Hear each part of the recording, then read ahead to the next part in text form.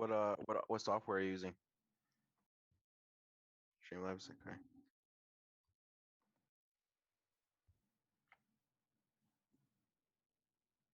hmm Yeah, I looked it over. Have it up right here.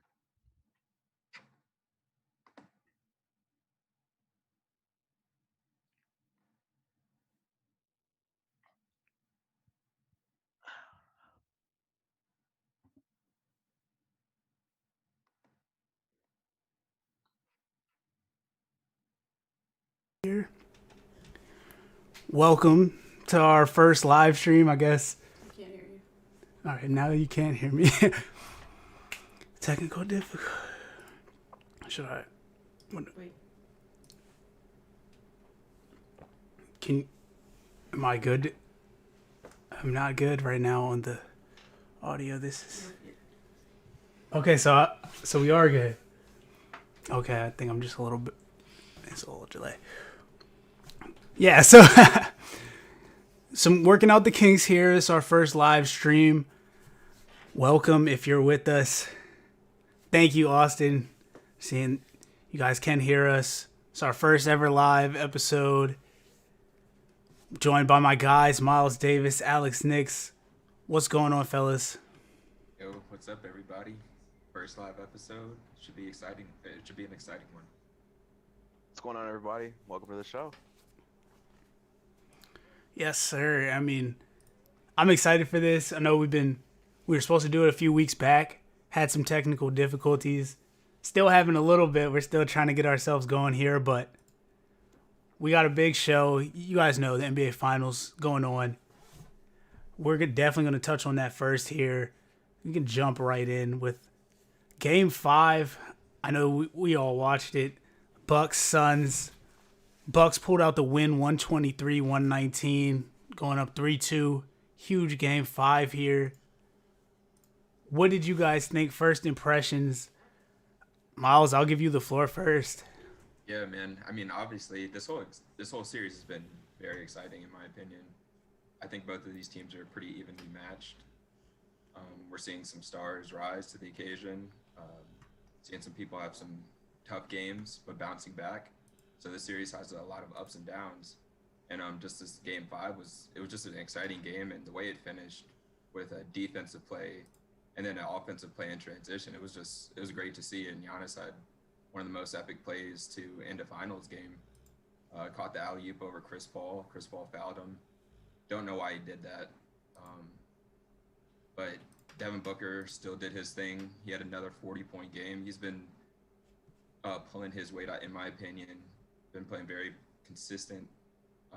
Aiden and CP3 actually did play well, but I just don't think they made enough plays. I mean, this is the NBA Finals. You're going to have to do a little bit more than normal. So, Yeah, I mean, as far as Aiton and Chris Paul not pulling their weight, I mean, you're 100% right, Miles. When the big three of um, Milwaukee outplays them, then they're not going to win, and that's exactly what happened. Drew Holiday had probably the career-defining moment of his career so far, with that steal and then the lob to Giannis, steal the game, and then you know Giannis having 32, Middleton having 29, Drew Holiday having 27. I mean, that's just the Bucks are going to win every time like that. And the role players in the Suns aren't doing as much as we had thought originally, or at least what I thought originally. Um, but I mean, Aiden and Paul having 20 and then Booker 40, it kind of evens out with the score of the other big three. But all the other things, the other big three are doing well for the Bucks. So it was a great game, man. It was great. Yeah. Yeah, I mean, for me, the big story is definitely Drew Holiday stepping up. This was his best game of the playoffs, I think. 27 points, 13 assists, 12 for 20 from the field. Usually in these games, he's been shooting like under 50%. He hasn't really been efficient. I do credit him. He's still been aggressive. But this game, he was on. He was hitting his mid range. He hit a couple threes, 3 of them to be exact. So I thought if he plays like that, and especially with Chris Middleton dropping 29, there's no way that the Bucks are gonna lose. And really, I honestly think the Suns are in trouble. I predicted Suns in 6. Obviously, now we know that can't happen. But I wanted to ask you guys, like, do you think the Bucks are gonna end it here? Because I'm really like, I don't know, man. Devin Booker had 40, and they still lost 2 straight 40-point games, and they still lost. So, I don't know. Do you guys think this series is over, or are the Suns getting back in it? Yeah, so going back to one of my original thoughts about the Bucks, I mean, they're just a tough, gritty team, and they've definitely showed that in this series.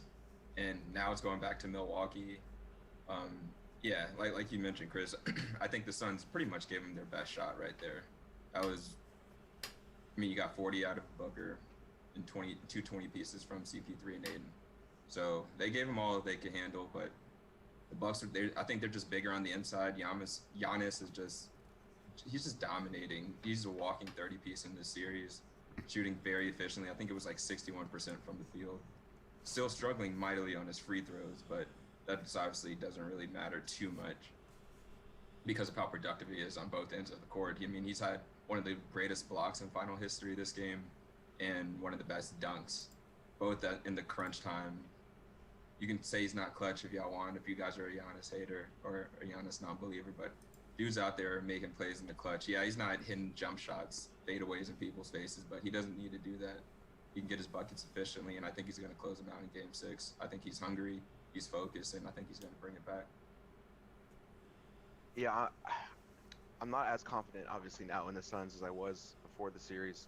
I had picked the Suns in 5. I just didn't believe the Bucks were going to put up a fight like this.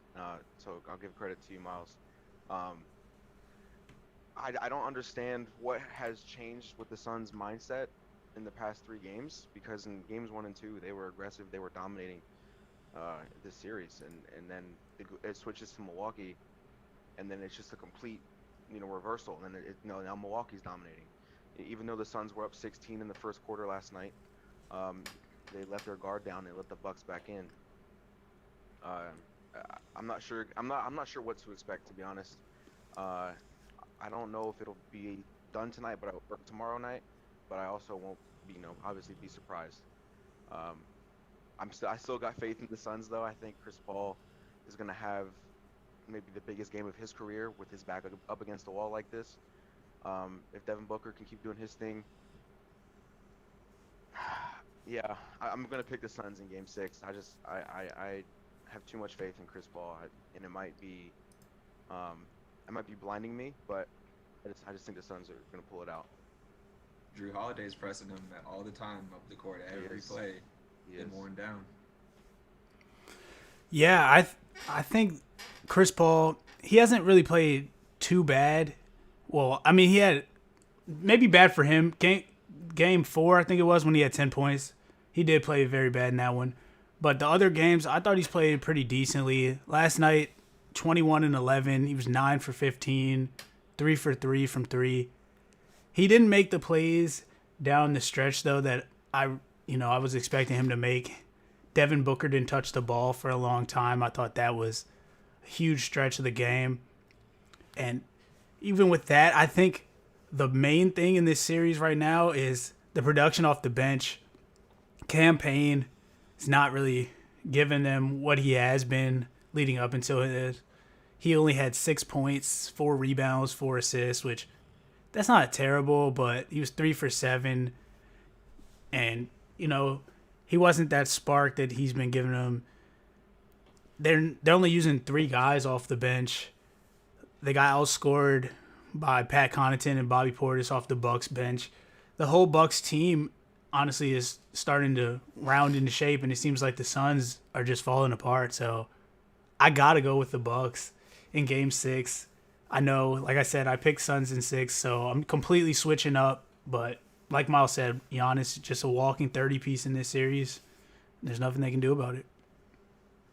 Yeah, and shout out to Pat Connaughton, because he's been balling and shooting a crazy high percentage from the three-point line. So, and I think if he can play like that again in Game 6, or even maybe one or two less threes, I mean, that's still enough of a spark.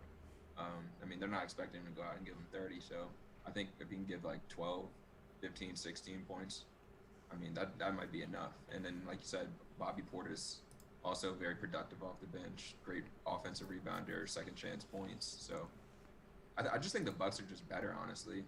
I just think they're better.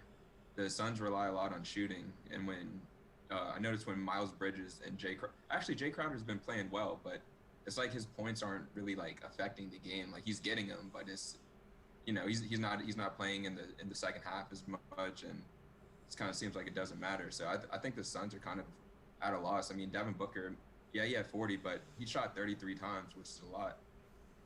Yeah. So I mean, that's something to think about as well. Where else is the scoring going to come from?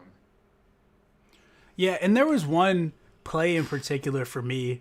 I brought it up in our group chat, and that was there was a switch. DeAndre Ayton ended up with Drew Holiday on him.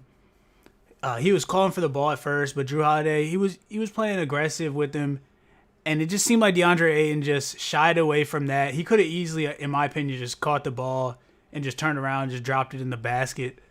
It ended up with Chris Paul trying to take a tough mid-range, I believe, and then that was about 6 minutes left in the fourth quarter, and that right there, I just was like, yeah, it just seems like the Bucks, even when they get a bad matchup, they're attacking, they're aggressive, and the Suns are kind of shying away from that contact and aggression, and that's hard to come back from. I mean, it's all about the mentality, man. The Bucks are being very aggressive, like you said, and they're not backing down for anything. Where it seems like the Suns have gone into like a little shell, and are more conservative for whatever reason these past 3 games. And obviously it's not working, and they need to fix it if they want to, try and win this series and win Game 6. But as far as Ayton, if Ayton can't score on Drew Holiday, 7 inches on him, 8 inches on him, then that's not good. Ayton needs to get more than 20 points, I think, in Game 6 if the Suns are going to win the game. And I'm honestly surprised at how high scoring these games are, knowing how gritty the Bucks play defense, how well the Suns played defense all year. Seeing a 123-119 finals game with 2 very good defensive teams is very surprising to me, but it's also very refreshing to see. It's a lot of good shot making. What I was thinking though, like, what can the Suns really do? I mean, yeah, DeAndre Ayton can either hold Brook Lopez or Giannis when they're both in the game together. I mean, he's pretty much the only guy that's going to get you consistent offensive rebounds. So I think we noticed in that one game when he went out, I mean, the Suns were just at a loss. I mean, their zone looked pitiful. They were just getting backdoor cuts for dunks. So, I mean, Ayton has a big load to carry as far as, like, the rebounding and doing the tough, gritty work. Because, yeah, Jay Crowder, he'll get you some here and there, but it's not enough. So I think that's just kind of where there's levels to this series. Like the Bucks are just a lot bigger in size in the interior. So I mean it's kind of difficult for the Suns. Yeah, and I was gonna bring that up too with the size, because they were using a lineup with Giannis, Bobby Portis, and Brook Lopez on the court, and when they go to that lineup, the Suns really are just way too small. Usually they take PJ Tucker out for that. And then it worked. I'm looking at the box score here. Bobby Portis +7. Brook Lopez +10. Giannis was -7, and PJ Tucker was -7. So when PJ Tucker was out there, I guess the lineup wasn't as good, but it seems like when they had those 3 bigs with Middleton and Holiday and Giannis, it's like the Suns really don't have an answer for it right now. They just don't have the personnel. Yeah, the Suns, they got a big uphill to climb because, I mean, they got out to a great lead and it just dwindled away. I think it was the second quarter. The Bucks just made a huge run. I think they scored over 40 points in the second quarter. So if they let that happen, then the Suns are just going to be in trouble. They'll probably go home in Game 6. Yeah. And, I mean, I guess that leads me to think about Chris Paul.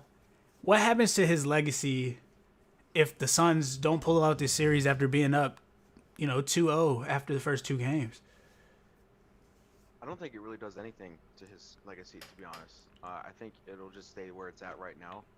I think his legacy is cemented as the number 5 point guard all time. And it won't. I mean, having an 0-1 finals record on your resume is not good. But just getting his team to the finals knowing what he's done every time he's changed teams in the past 4 or 5 years, they've just gotten immediately better. And he's still balling. He's still the point god, as people call him. But I don't think it does really anything to it if they lose. There's really Chris Paul only had everything to gain and nothing to lose with this finals. Yeah, I agree with Alex on that. I mean, yeah, we all know of Chris Paul as a great player, but he's a 6 foot guard. There's only so much he can do. I mean, he's gotta have the teammates around him in order for him to be successful. And like you mentioned, he came to the Suns, automatically got them into the title contention. I mean, he's done this on every team he's been with. He's improved them as soon as he's been on the roster. So, yeah, I don't think it takes a hit, but I mean, it's just unfortunate because this is probably going to be his only chance to get there throughout his career, and he got there late in his career, and if he couldn't get the win now, I can't see it happening again in the future. Yeah, I agree with pretty much all of that. I think that Chris Paul, he's cemented. I think he's right there, like Alex said, number 5.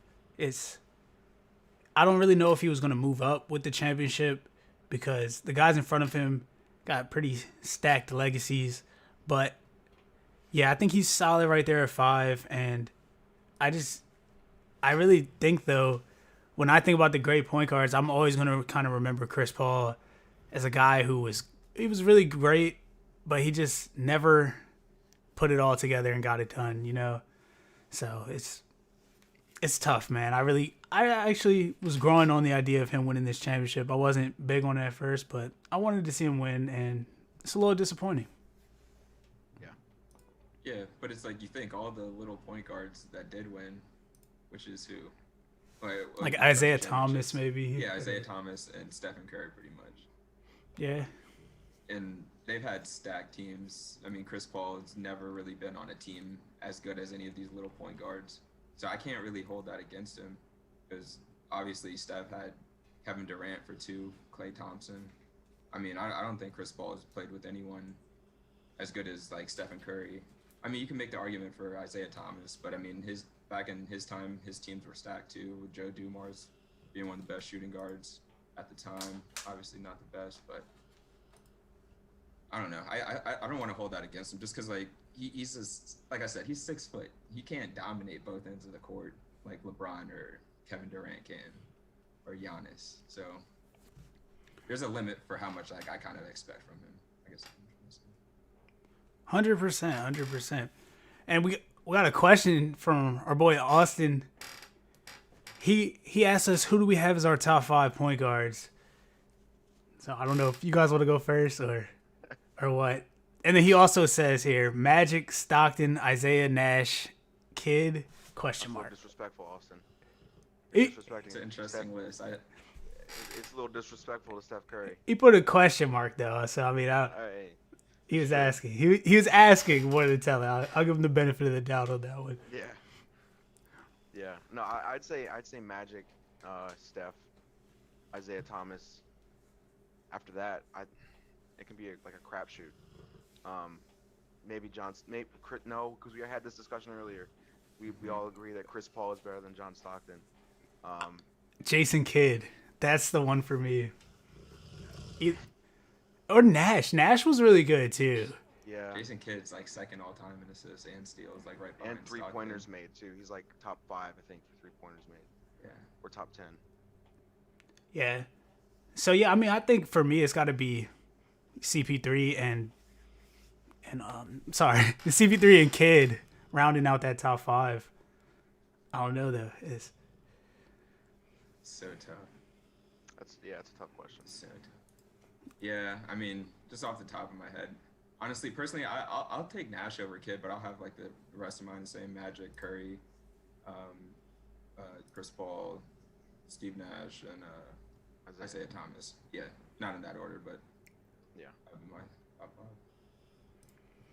5. 100%. Because I can still make the argument for others. Yeah. It's for another discussion. Yeah, and that's why we love sports, right?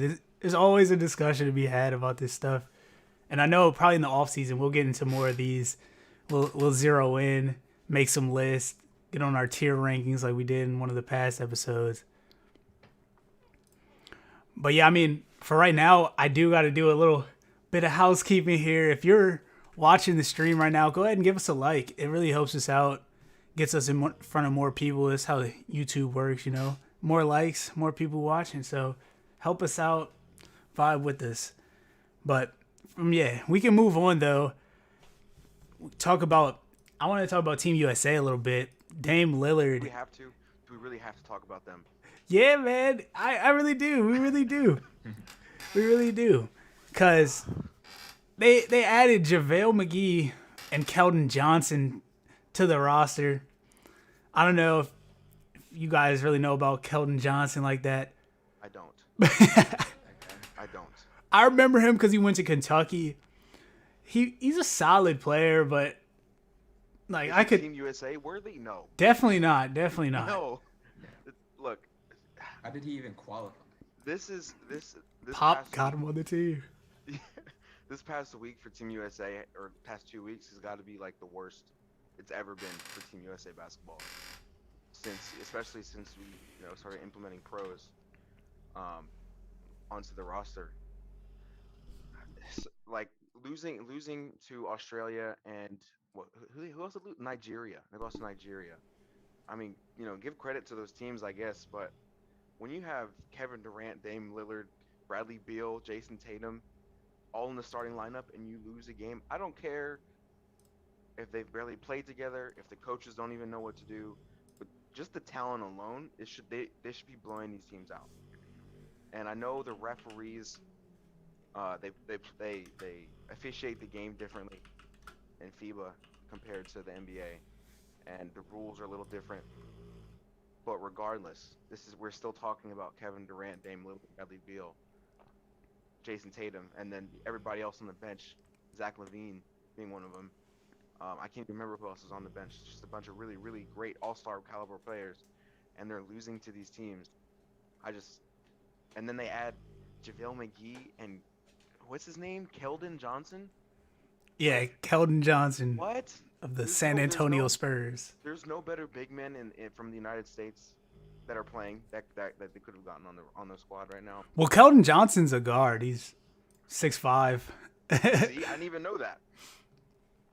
That's just it's ridiculous. Yeah, that one's. Shaq would say, JaVale McGee, but come on, JaVale McGee, out of all the players that they could have picked up that were available to play, Hey, JaVale McGee, that's mind-boggling to me. I know Shaq probably had a roast session on that, but yeah, it's a little bit concerning that they're losing in these exhibition games, because I think I remember hearing some stat since back when the Dream Team was assembled, they had only lost like one or two exhibition games since that time. Yeah. And now this year they've already lost 2, which is, I mean, I know it's not like knockout play yet, but still, like Alex said, there's just, you got to come out ready to play, because a lot of these national teams actually play together probably more than they do, obviously. So I think chemistry might play a factor, but regardless, Kevin Durant, y'all, everyone keep trying to say this man's the best player in the world, and he in the NBA. So if he's at the top of the NBA, he should be able to lead a team past people that aren't in the NBA for the most part. I mean, yeah, these teams have, like Australia actually is pretty stacked with NBA players, but Nigeria, I believe, only had 3, and none of them were notable NBA players. So I don't know. I think these teams aren't scared. I think they're catching up as far as talent, and No. I'm gonna disagree and say not passing them, but they're gaining. There's a wide gap, and they're getting closer, is what I'm trying to say. okay. Maybe just like a little bit. Just a little bit. Some of these teams can play, like they can ball. Like even when the Redeem Team played, I mean, Spain gave them a good game. Well, yeah. I mean, Spain had Mark and Pau Gasol together in their primes. Exactly. Yeah. So that's what I'm saying. Like some of these people that we don't know about, maybe in their primes. I mean, if Luka decides to play for Slovenia, which I think that's the country that he's from. So yeah, I mean. But that's like it's one guy though. Like the whole thing is we have. I hear you. The entire roster should be just not like nothing but all stars. Yeah, but we look at this roster with Team USA. It's not like they're all going out and doing what they normally do on in a No, game. I You know. know, Right. it's 10-minute quarters. These guys are only getting like 14, 13 points. They're all Hmm. trying to be passive, trying not to step on each other's toes. No one's being that like alpha dog trying to take over, score Well, like 35. they need to be. I agree. I Yeah. agree. So that's what I'm saying. Some of these teams can match that. Like they're not putting out their very best game as far as Team USA. So some of these teams could maybe on their best day. You never know. See, but the crazy thing is, like when you think of other than the Redeem team and the playing against Spain in '08, and then in '04 when we got bronze and lost to Argentina, who got gold in the Olympics that year. Other than that, we should not be having close games at all. Like when you look at what the Dream Team did, I know that is by far the best team basketball team ever assembled. Like no matter what, right? It does like they I think they had an average they won every single game they played by like 50 points on average.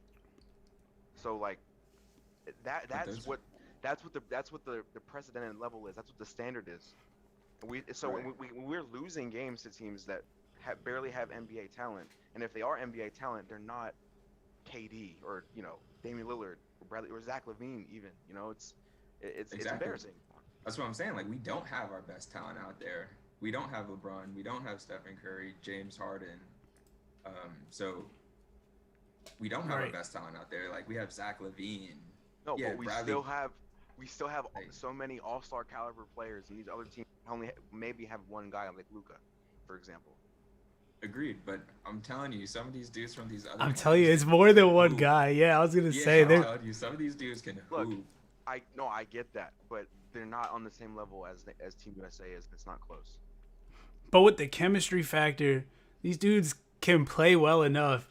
I think me and Miles were on a high school team where a lot of people would look at us and say we didn't have the talent to beat a lot of the teams that we were beating, but we played together a lot better than a lot of people, and we won a lot of games. So I'm just saying, there's times, especially if they're not going to send out their best talent, these second level stars, especially in the international game. I'm seeing Austin in the comments here, big one that I believe too. Team USA isn't getting the calls like they do in the NBA. Yeah, 100%. So I mean that's a huge part of it too.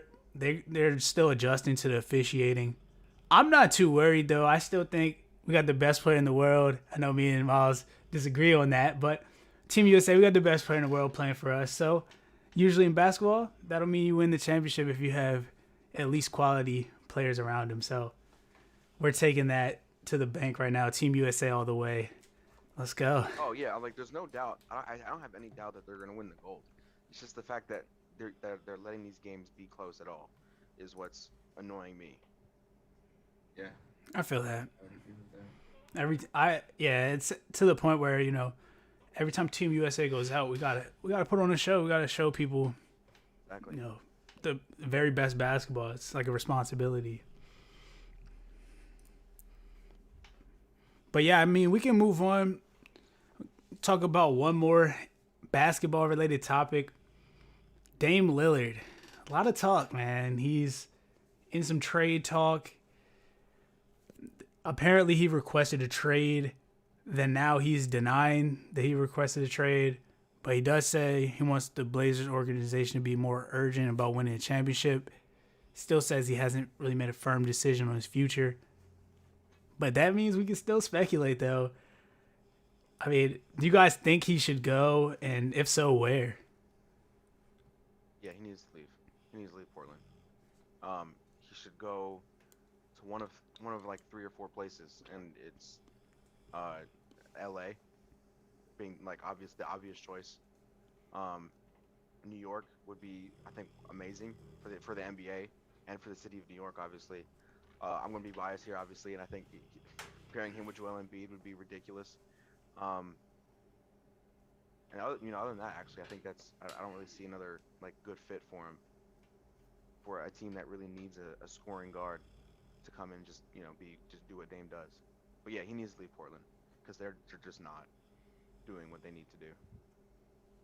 Yeah, I agree. I mean, I think all this talk, him saying that denying like these trade request rumors and stuff, I think is denying him truthfully, but I think he believes in his heart that he's going to go somewhere else, but he just doesn't want the media and the organization to think that just yet. But I think in his mind, he's moved on.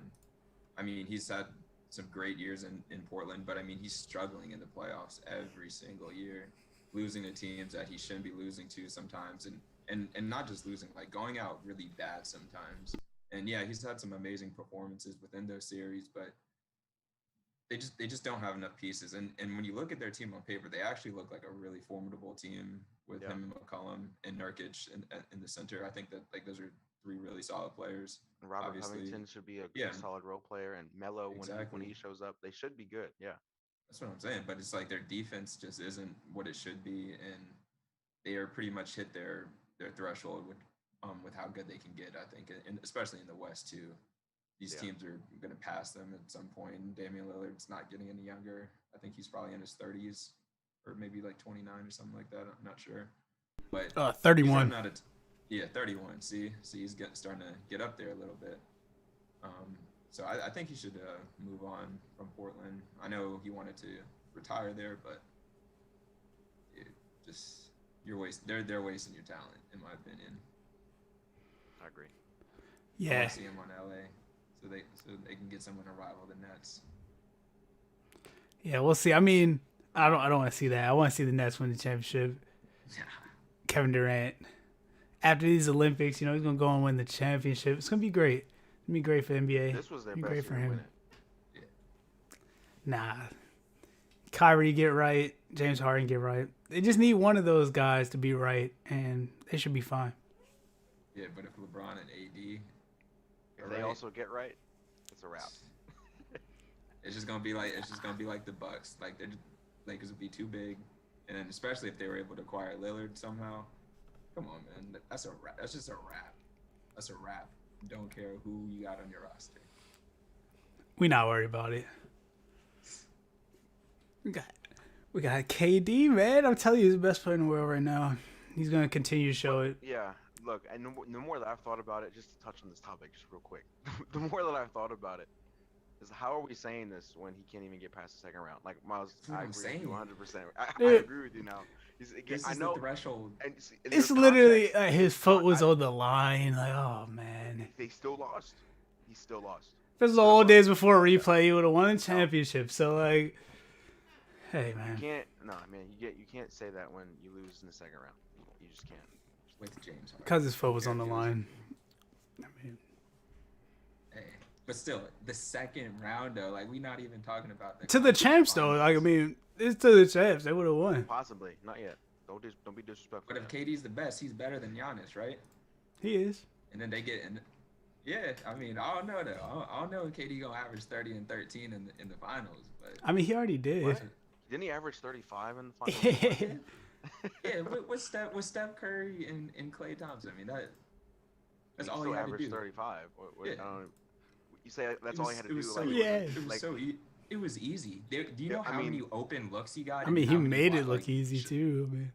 Yeah, but we all know any NBA player, if you're just getting wide open looks because you have to focus on the two greatest shooters in NBA history, of course he's gonna. And you're talking about one of the greatest scorers ever. Of course it's gonna look easy, because it is easy for him because he's getting practice shots. But like, he had to work. And he was making them this year, but they were a lot tougher shots though. I mean, he's doing tough fadeaways. People are riding his grill. He's not getting those wide open shots like he used to. So I'm just saying, and he can't take over the game in another way like LeBron can take over. He can't control the tempo like LeBron. So I'm just saying, he's not the best yet. He doesn't have the accolades or the stats, in my opinion, that back that up. So. Hey, I mean, look. 2 rings. 4. He's there. He's there. Two rings with being on the most overpowered offensive team of all time. Because of him. LeBron just won last year. Not just because of him though. Like, hold on, stop. Hey. That team won 73 games without him the year prior. Yeah. And didn't win the championship because they weren't the best team. Chris. They weren't a better team. They obviously didn't win the championship. So they weren't better than the Cavaliers in 2016. They were just barely not better. Yeah, the Cavs were just a little bit better. They had clutch Kyrie Irving. They had Kevin Yeah, Love, LeBron kinda. They had Didn't LeBron. even mention LeBron James. That's bro. They had LeBron. I was gonna say the chase down The block. bias The is crazy. They had a good team, man. J.R. Smith. They had some guys, man. The bias is crazy. Hey, Imagine if LeBron had Curry and Klay Thompson. Like that would he had D Wade and Chris Bosh.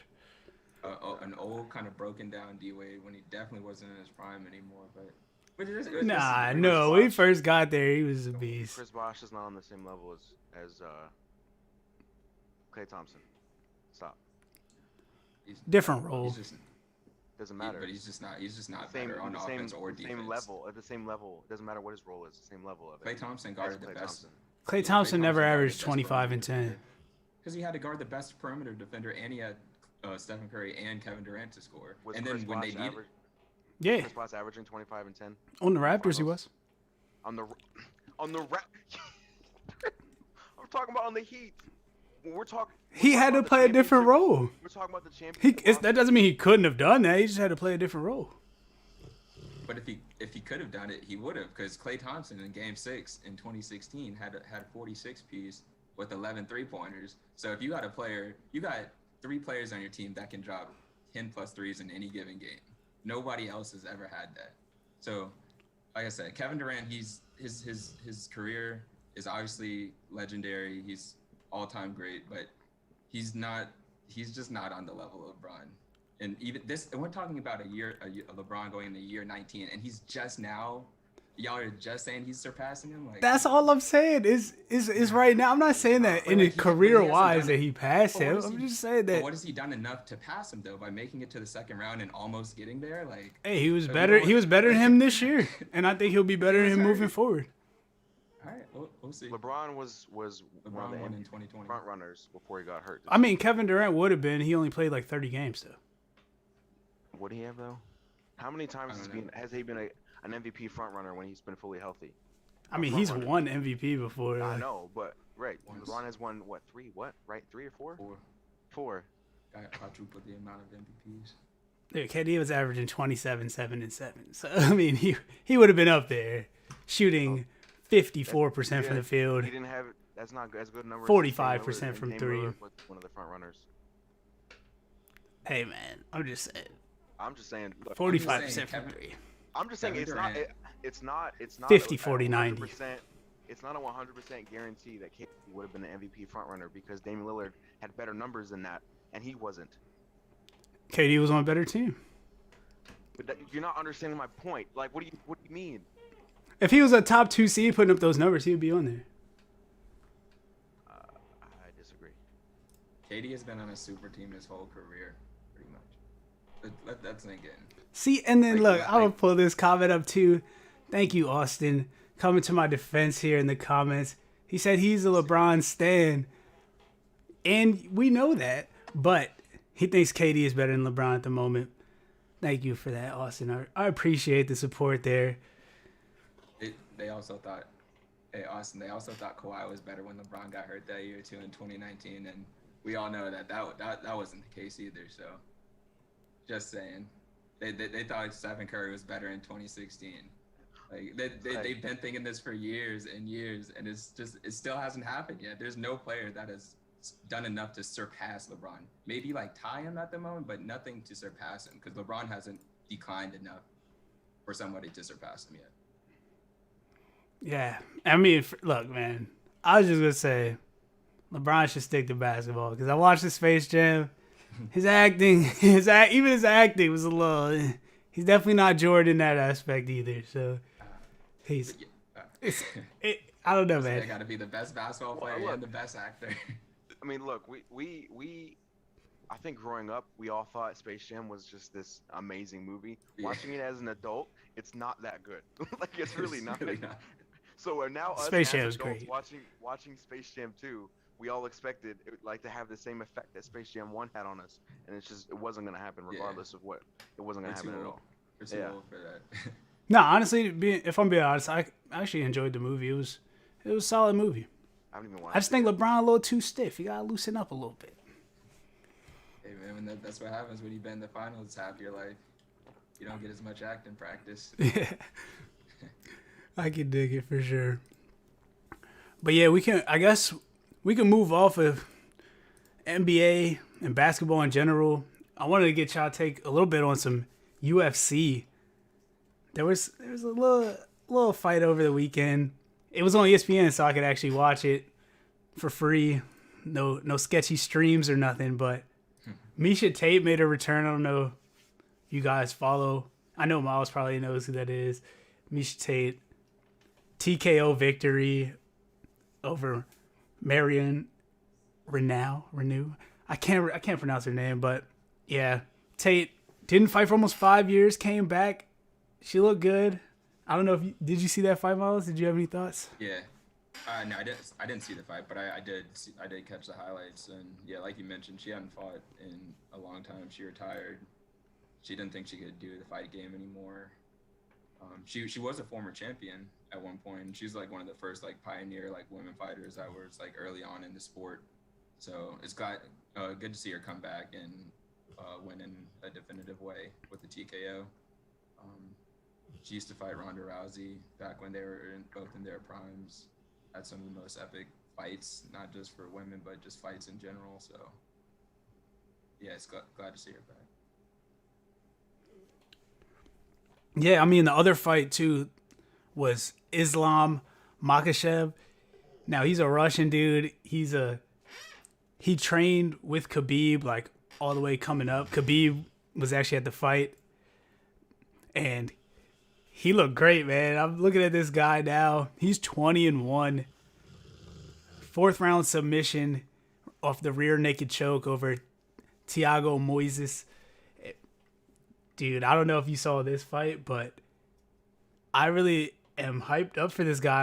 I'm ready to watch him rise through the ranks. I think that this guy is a future champion. He reminds me a lot of Khabib. Yeah. I mean, yeah, like you said, he's a Russian. He's obviously like a world-class Sambo practitioner. He literally goes out and dominates his opponents like Khabib does. Just great wrestling, just strong base when he gets on the ground, great ground and pound, great striker. Pretty much everyone in this division's ducking this guy because they're not trying to take that L on their resume at this point in their career because they're trying to make it to the championship fight. And yeah, he's one of those people that's like climbing, but everyone ducks him because they know if they fight him, like they're gonna have to. It's pretty much like you're fighting a little bit slightly worse version of Khabib, who obviously never lost in the UFC and dominated the top-ranked fighters until he retired. And I think he was going to continue to do that. And obviously, if they train together, they're going to know a lot of the same practices, a lot of the same moves. And obviously, what Khabib did worked the best out of anyone. Him and John Jones have been pretty much flawless throughout their careers. So, yeah, he's going to be an exciting fighter to keep watch for because I think he'll be champion. Like, as soon as he gets the opportunity, I think he'll be champion. Definitely. I just can't wait to see some more UFC. I know I've been getting into it a lot more, mainly because of the podcast, but once I started actually watching some of the fights, it's really exciting. And mainly too, I got the video game now on the new Xbox, so I've been playing it a lot, learning a lot of the moves, been watching for that when I'm watching the fights. So if you're into UFC, let us know. Try to talk about it a little bit more. I know I'm still a little bit of a novice, but it's fun, man. UFC it's getting big. Yeah, it really is. That's what the one thing I love about it because it's really it's a brutal sport, but it's martial arts at the end of the day. These are practices that people like literally commit their lives to, and yeah, it's brutal. I mean, these guys are really just risking their lives every time they get in here. So that's why I appreciate them, and it's exciting. Like for me, I love seeing like these moves that you think you would only see in movies actually happen in real life, and it's honestly amazing. I think that's why it's one of the like most growing sports in the world right now. That's why they got to deal with ESPN because everybody wants to see this stuff, or not everybody, but more and more people every year. Yeah, definitely. I was gonna say it's definitely overtaking boxing because I know one of the Charlo brothers fought this weekend, but I didn't even put it in the doc here. I don't know, just I don't know, man. It just seems like boxing is really falling off unless it's the top superstar fighters, and then UFC seems to be everywhere I go now. So Yeah. Yeah, boxing it's I just don't know what's going on with it. I mean, I feel like they just take way too long to make the fights that need to happen, and the UFC just makes the fights. They're like, all right, we're like as soon as you get this dub, like we already kind of know who you're gonna fight next, and we're gonna make the fight happen because it's just one promoter and one boss, so it's not all that promoters trying to get money and all these TV deals and all this nonsense buried behind it. Well, like why these boxers don't fight each other. So. Definitely. But look, we can move off of that, off of the contact sports, or the combat sports, I should say. We could talk about a little NFL if you guys want. Some more off the field stuff, though. Richard Sherman was arrested this past weekend. I don't know if you guys saw any of the videos, or I heard the 911 call. It was strange. I thought, first and foremost, the 911 operator, very rude. Like, this person is obviously in a crisis situation, and she just was not making it any better at all. She was not helpful. But just speaking on what I saw from the actual situation, we saw Richard Sherman trying to break down the door. Seemed to me like a guy just got too drunk, started wilding out. Sad to see. From all accounts, Richard Sherman has a good reputation in the community. Everybody up until this point really never had anything bad to say about him other than he was very cocky and arrogant. But I don't know, man. I don't know if you guys saw it, and I just wanted to, like, he doesn't have a contract right now. I feel bad for him because I know I've been drunk before, walled out, done some things I probably shouldn't have. Nobody really ever called the cops on me, though. I never really don't think I got that bad, but I don't know. What do you guys think? You guys think he's still going to get another chance, or should he get another chance? Like, what's the deal? He's 3 or older than that. I can't know. I'm not sure. Yeah, I'm not sure how old he is now, but he is. He's definitely not the Richard Sherman that we've seen. He's not in his prime anymore. 33, yeah. Yeah. So if he gets signed, it'll be on a vet minimum, and knowing him, he probably won't do that. So I mean, I don't know. I'd give it like a 50-50 chance that he's on a roster this year. Yeah, I mean, I did see the video where like I think it was the Ring doorbell footage. Yeah. He was really trying to like break that door down, and it's a good door. It was a good door because if a football player can't get through it, so that's a good sign. But besides that, it's not a good look for him. I don't think what he did was like super out of pocket. Like people are gonna go crazy over it. Like, yeah, he's in the NFL, but he's still a person at the end of the day. He's still gonna make some mistakes. Not saying that it's okay to do that stuff. It's completely not cool to do any of that domestic abuse stuff. Those are some of the most dangerous calls that police get every single day. So not okay at all. Don't really know the full situation of why he was being like that, other than the fact that he was drunk. But I think he'll get another chance, but you also have to take into consideration he's kind of old, and he's obviously, I think once the Legion of Boom kind of dwindled out, I think that's kind of when his downfall was. Not his downfall, but obviously he's moved to different teams, different role, doesn't stand out as much. So yeah, I think he just put himself in a difficult situation, and obviously it's caught on video like everything is nowadays, so that doesn't help. It's never gonna go away. Yeah, 100%. I mean, I think he'll still probably get a chance at the vet minimum. He's still a good player, at least a solid player, even though he is 33, like we mentioned.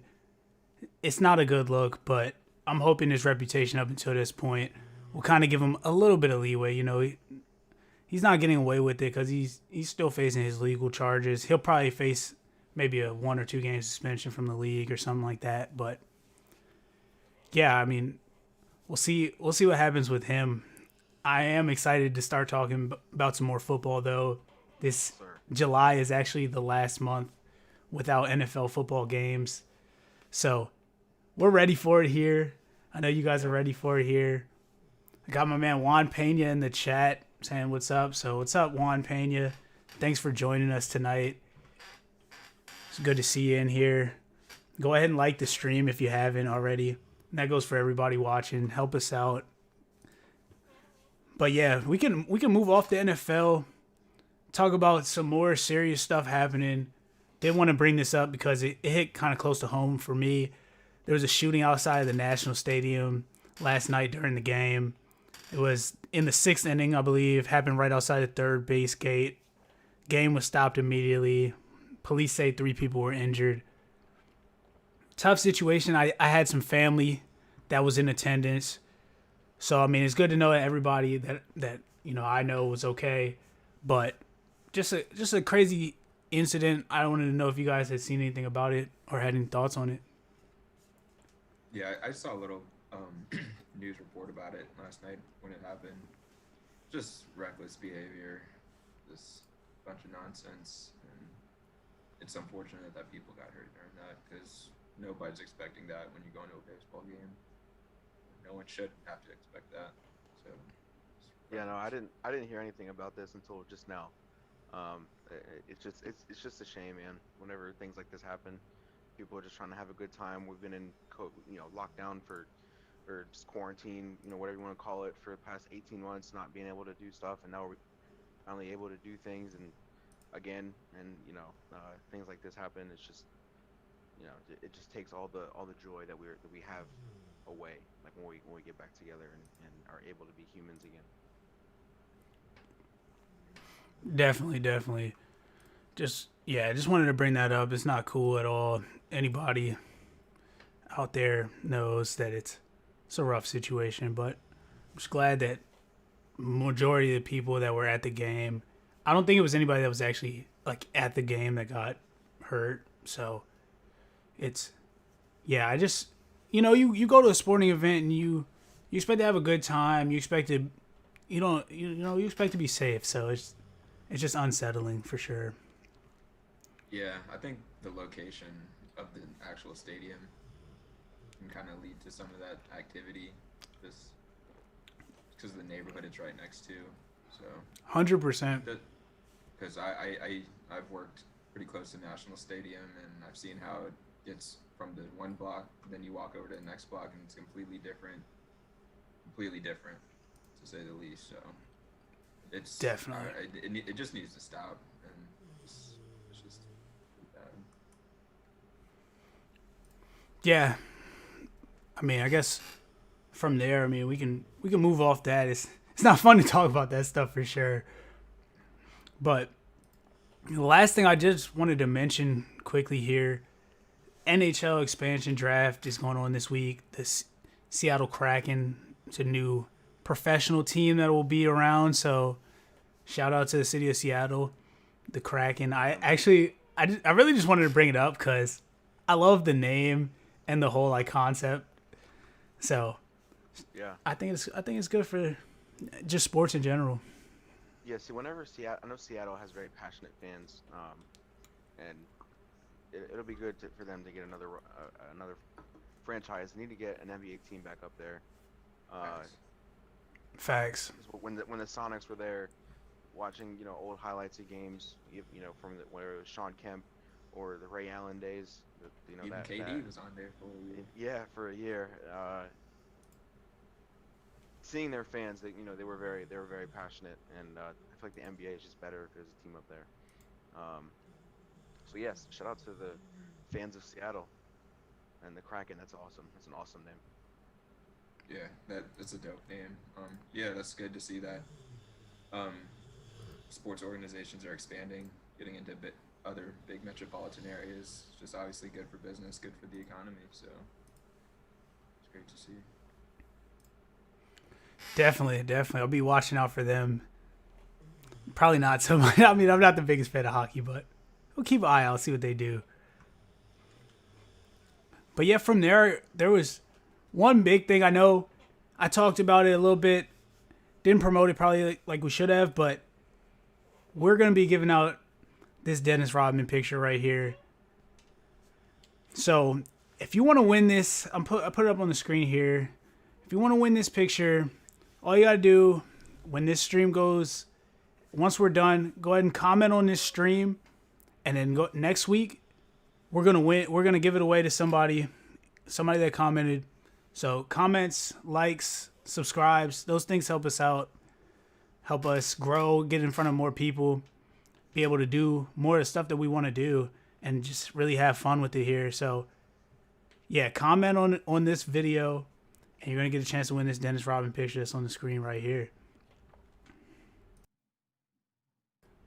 The wrong screen up. But yeah, I mean, from there, I guess, is there anything else you guys wanted to hit on before we get out of here? Yeah, I wanted, since I wasn't here last week, I wanted to talk about the Euro final and the Copa America final that happened last week. First, I'll start with the Euros. Man, that was probably the most entertaining final I've seen in a really long time. That was great. From the first 2 minutes when England took the lead and that ridiculous cross and that ridiculous volley that Luke Shaw scored was crazy, and then watching the tactics that England had after that, they have talent. I think they have more attacking talent than Italy does, with Harry Kane, Sterling, I forget who else was, Mason Mount. I forget who else were the attackers, but they also have Marcus Rashford and Jadon Sancho off the bench. These really young, good guys, which I'm not sure why they weren't being utilized more, but the way Gareth Southgate, the England manager, had them set up tactically just didn't make any sense to me. After they scored that goal, they just they sat back in a shell and just let Italy get comfortable with their midfield, passing the ball around and eventually able to break them down. If England were to stay on the front foot, I think they win that game pretty handily, like 2-1, 3-1, something like that. But they didn't, and Italy came back, and then the penalty shootout, it's like penalty shootouts are something you love and you hate at the same time, but you hate them, you absolutely hate them if it's your team involved. But as a neutral, I mean, it was just great to see, and good for Italy, man. Those guys are so passionate, all of them doing their hand gestures after everything, and yeah. I was loving that, man. Yeah. That's one thing. Italy deserved to win. They were the best team of the tournament throughout the entire thing. Yeah, I was just gonna say I just love seeing the passion in soccer. Like when they score a goal, it's just like that. It's just like it means so much. So that's what I like. That's kind of what drew me into soccer. I wasn't a big fan of it at first, but that passion, just like the love for the game, like you gotta love it as that. Oh yeah. Yeah, it was great, man. That was a great game to watch, like Alex said. We talked about it a little bit last episode.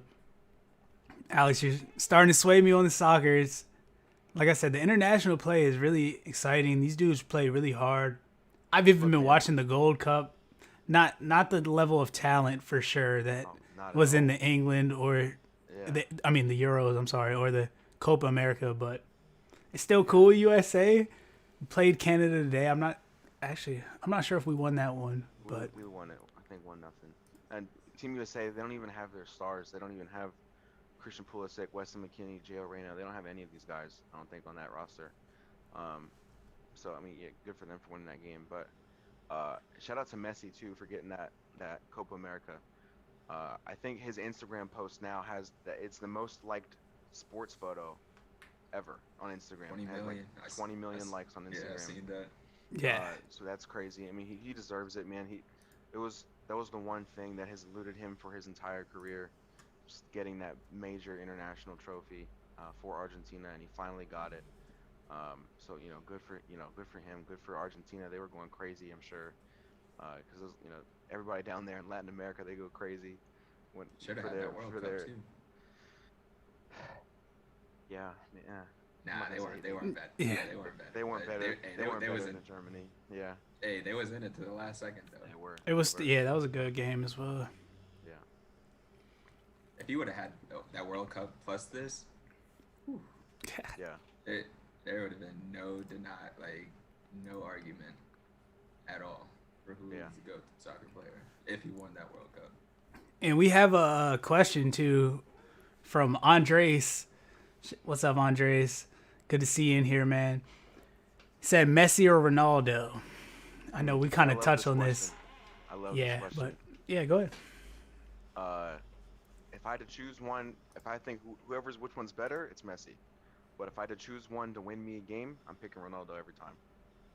And it's simply because Ronaldo has had multiple games where his team is up against the wall, whether it's the Champions League, the World Cup, the Euros, and this man will deliver 2 or 3 goal game performance. Um, and Messi hasn't shown up in huge games for internationally, particularly like in the World Cup final. He didn't really do anything against Germany. I know it was Germany. They were a powerhouse, but if it's Messi, we expect him to do a little something. He couldn't even get his Hey, team a Cristiano was goal. never there though. No, that's a fact. That's a fact. You're right. But Cristiano got his team the Euro uh, the Euro Championship in 2016. So um, yeah, Ronaldo has had multiple games, like I said, where he'll just score a hat trick and carry his team to a win. And I know Messi has done the same thing, but not on as big of a stage as Ronaldo has, consistently anyway. But I like I mean, said, see, I think Messi is a better player. but I don't understand that all the way because like I feel like Messi has had some of the same performances. Like I've literally seen like El Clasico, which is one of the most watched games in the world.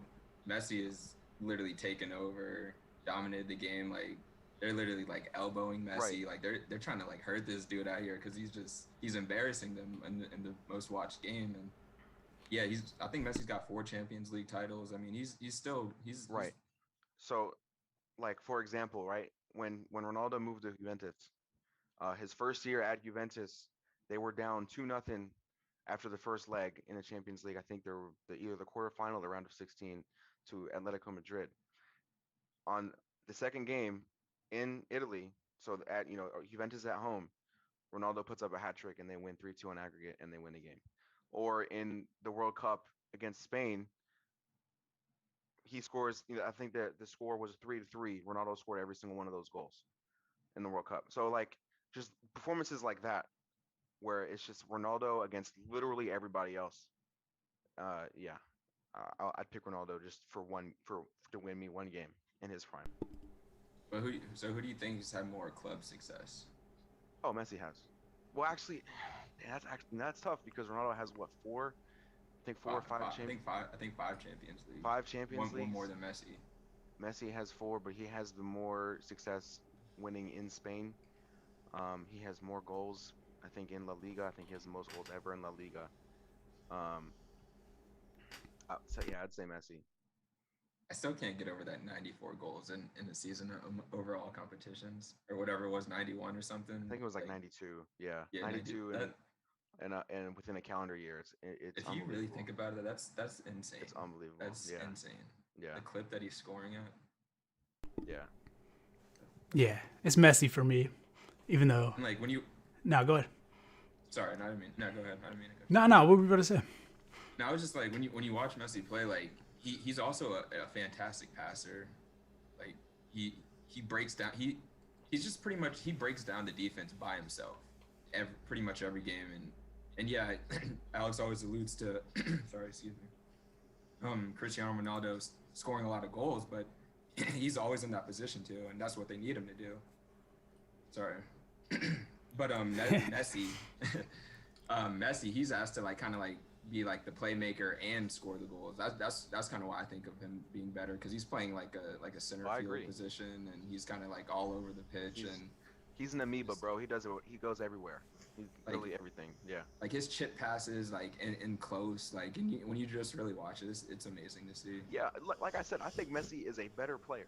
Like, and I really don't think it's close. Every like major defender that has played against them both they've all said Messi was much harder to defend against, and that's just a fact. But I'm just gonna keep saying it. One game, I'm picking Ronaldo. So I don't get it. I'm with Ross. I don't get it. It just sounds like you're saying like he's better. Yeah, And then- that's what it sounds like to me. look, no, I don't know. I'm saying that Ronaldo is better. Yeah, that's kind of what it sounds like when you're saying if I had one game. I just but think it's- No, you're just like I'm saying. Like it sounds like you're saying like yeah, like Messi's clearly better. Like this guy's just clearly a better player. But then I'll just rather take Ronaldo. Like, I just don't get it. If I had a whole season, I'm picking Messi. But if it was one game performance where like backs up against the wall, we have to win, I'm gonna take Ronaldo, just because he's done it multiple times where Messi has come up a little bit short in those same scenarios. That's it. That's it. But I feel like Messi's also performed really well in some other scenarios that I can't allude to right now. But I'm sure if I looked him up, I'm like, you can find Probably games right. where Messi's had like 3 goals, hat tricks, and everything. So I don't. Probably I don't right. know. Yeah, and like the one game that always sticks out to me was the El Clasico game. Messi literally like scored the game-winning goal in stoppage time. Like Cristiano Ronaldo like threw his hands up. He's like, Yeah. like I know exactly don't what know. game we're talking about too. I always remember. Yeah, I always remember that game for some reason. That was like one of the best games I ever watched ever in any sport. Yep, I feel that. But we do have a follow-up question too from Andres. He says Ballon d'Or for this season, and I'll let you guys take that one because I'm not close to it enough. Yeah, I don't know. I'll just say Messi. It's for yeah. That's Can't go against question. Messi. It's a hard question for this year because it's not. I mean, yeah, you can say Messi just easily. I mean, he always deserved to win, pretty much, right? But there was a year when Luka Modric won where it was debatable whether he should have won it or not. I think because Messi had his numbers that season were very just dominant and very compared. I think they were better than in that season where he didn't win one compared to when one of the seasons he won one. That makes sense. Right. So yeah, I got. so yeah, it's weird. So you can say Messi. I think if I had to choose, I would pick N'Golo Kante. And I say that because I'm a Chelsea fan, so I'm a little biased, of course, but he's the best. He's the best defensive midfielder in the world. He got man of the match every single round of the Champions League for Chelsea. He's a big reason why Chelsea's defense was so good is because he's just the glue that keeps them all together. His passing rate is unbelievable. This man will literally run like 30 miles. I'm exaggerating, but he'll run like 30 miles in one game, and then he'll still have a full like tank of gas. Like it's crazy. Um, so if I had to choose one, I think it's between Conte and Messi, but either way, or even Lewandowski too, because he should have won it last year. But they didn't even give that award out last year because of COVID. So I mean, Lewandowski is the best striker in the world, and his goal numbers are stupid as well. So any of those three guys for me. Yeah, I can't really speak on that too much. I would just assume it's probably Messi or Ronaldo. Obviously, they're the most likely to win it every single year. So yeah, definitely not. Ronaldo has fallen off a little bit for sure. Yeah, his age is catching up to him. But he's still probably better than almost everybody. But yeah. Speaking on Conte though, like every time I go up against that guy in FIFA, just because I played that a lot, like that dude is like you cannot go by that guy. And that's exactly how it is. Yeah. If it's 1-on-1 and you don't make the perfect move, like he's just taking the ball from you. Like it doesn't matter what you try. Right. That's exactly how it is in real life too. He's unbelievable. Amazing. Yeah. Yeah. And I did want to just specify for anybody that's maybe not a soccer aficionado, that's kind of like an MVP award, right? Or like a player of the year. It's the best player in the world, pretty much. Okay. Yeah. It's pretty much like the MVP caliber, like the same thing as the MVP for the NBA or the NFL. Yeah. Yeah, I definitely knew that. I was asking for the people, for sure. Okay. Let it be known. But yeah, I mean, I guess from there, is there anything else you guys want to touch on? No, I think we covered just about everything. Yeah, well, I mean, I thought this was going pretty good. Nothing too crazy happened. We didn't have any crazy technical difficulties. So if you made it this far, thanks for tuning in with us, vibing with us today. It's been good. If you haven't already, like the stream. I'm going to keep saying that every time we do this. Help us out. Let's grow together. Some good talk in the chat. We get some more of that. And yeah, I guess just have a good night, good evening, Wait, one more thing. I'm sorry. I did forget. Comment on the video. Get a chance at this Dennis Rodman picture. Gotta say it one more time. Forgot about that. But yeah. Have a good day. Good night. Well, it's a good night. I'm so sorry, guys. Sorry, guys. I'm not used to ending it like this because I just realized, I'm saying have a good day. But I usually say that because we record in advance. I'm rambling. I know. You guys keep nerding it up.